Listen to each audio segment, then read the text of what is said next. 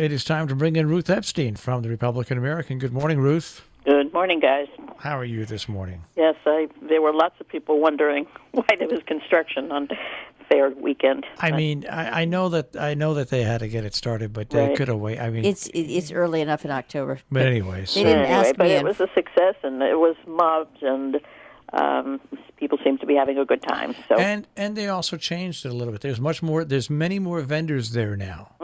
There's many more actual private vendors that they're allowing on the street in between, basically the White Hart and back into town. Right. Which made it even more successful. So yeah, it was lovely. It's always fun to stroll and see people and see all the vendors and the programs and demonstrations. We were going to set up and we're going to sell our gift certificates, but they're all paper-based, and you can't put them out on a table with that little bit of mist that would have ruined them all. Yeah, it was a strange day for Saturday, but yesterday made up for it, and we were up there at the Brewski, and that was hopping. Oh, that's a big festival. People come from all over to go to that. Yeah, loads of vendors up there, and but yes, it was a good weekend. Lots of stuff going on, and we had the animal blessing yesterday in Sharon, and before the Brewski, and then of course all the activities in Salisbury. We had the first pet parade in Salisbury also. Yes,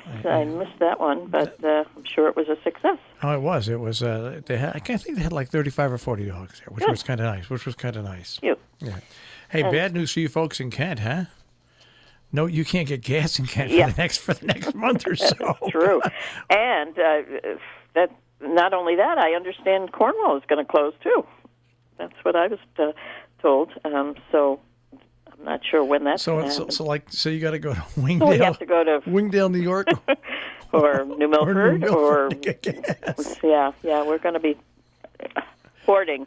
People will know what it's like when they miss it. They really will. Yeah, it's like those days of gas rationing. Yeah, those? I do.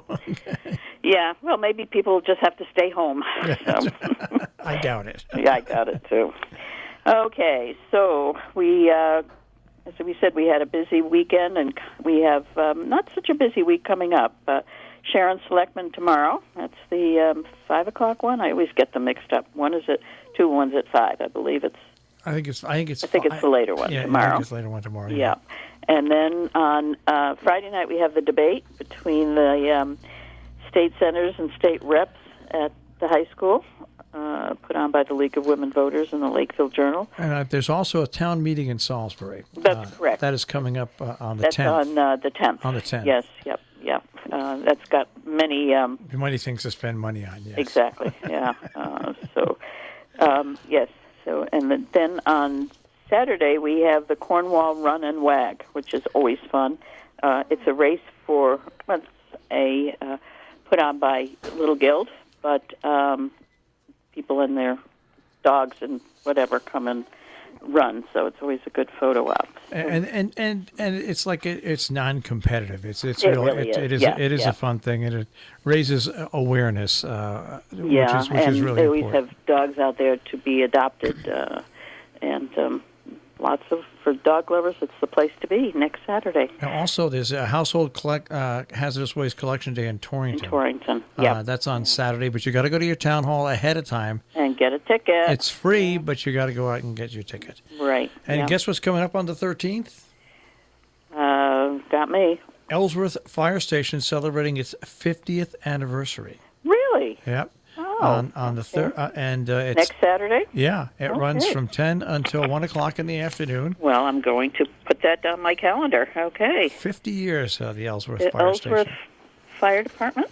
Yep, fire station for the Sharon Fire Department. And what time is that? 10 o'clock it starts. 10. Very good. So, as we say, everything's trying to get stuff in on before the snow flies. So.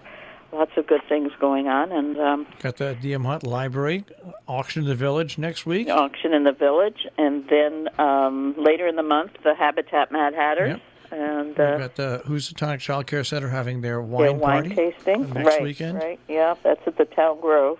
So even though it's not as many outdoor activities, there's still a lot. Yep, yeah, and don't forget, our boards and commissions continue to meet. So. those are always on the docket and things going on. Salisbury Selectmen did name an investigative team. Marshall, you were in on that issue. There are sexual allegations against a former employee. They've done it the right way. They did it the way Hotchkiss did it. They've got which is what you had recommended, that they hire an independent investigator to check it out. And as you have said many times, you're not looking for prosecution. You're just looking for make sure that people know what happened. And the town can set up guidelines in the future, because this goes back. I mean, heck, Curtis Rand, I think, was 12 or 13 years old when this whole thing probably started. So it'll give the town some guidelines. It'll also hopefully stir the state legislature on to end the where you can't prosecute after a certain amount of time. Statute of limitations. Yeah, that's crazy. And issues of this nature, right? So. Those who would like to be interviewed, they're going to put out the times and places so that those who want to talk can. So follow that up. I'm sure you'll have it running. Oh, absolutely. Yeah, absolutely, when that comes out, so people will know. Yeah, so lots, as we say, going on, even though it's quieting down a bit after the warm weather. But a nice article in the Republican American about the declining enrollment in Region 1. Yeah, we had that today, and some of the it's scary schools when are you look pretty low. In the past 5 years, Sharon Center School has lost about 40%, 35% of its they've population. Really taken a hit. Canaan is now second to Salisbury in school population, which it never was the case. Yeah, it's scary, I'll tell you. Well, as we said in the article, some of the towns are looking into ways of combating this decline, but the root of the problem is no jobs and no affordable housing for young families. This should have been looked into, like I was saying 7 years ago. 7 years would have been enough time to. But if you're going to look into it, things. You got to look.